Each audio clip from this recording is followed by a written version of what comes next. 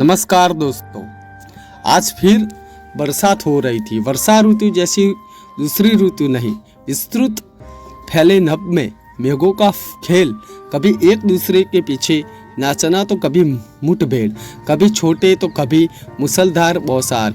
किंतु नभ और नीर की ये आँख निचोली तभी सुहानी लगती है जब चित्त प्रसन्न हो, मन चंगा तो कठोटी में गंगा, और मन ही हताश निराश घायल हो तब वैदेही ने कमरे की खिड़की की चिटकनी चढ़ाई और फिर बिस्तर पर पसर गई।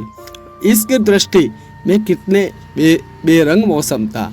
घुटा हुआ पता नहीं मौसम की उदासी उसके दिल पर छाई थी या दिल की उदासी मौसम पर, जैसे बादलों से नीर की नहीं दर्द की बौछार हो रही हो।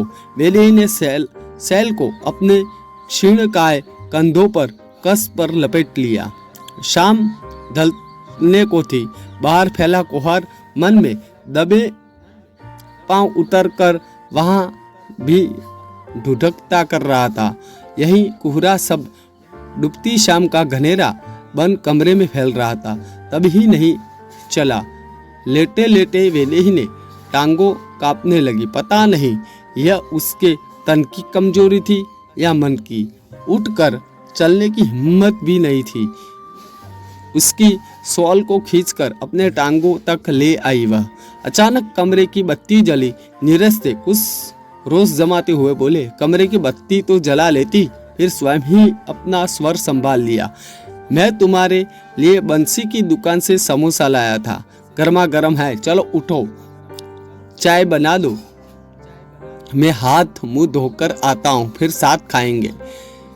एक वह जमाना था जब वैदेही और नीरज ने इसी चटर मटर खाने को लेकर बहस छिड़ी रहती थी। वैदेही का चहेता जग कुंड नीरज की आंखों की किरकिरी हुआ करता था।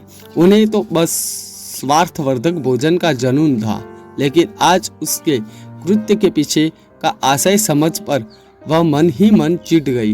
वह समझ रही थी कि समोसे उसके खाने पीने का शौक को पूरा करने के लिए नहीं, बल्कि यह एक मदद थी।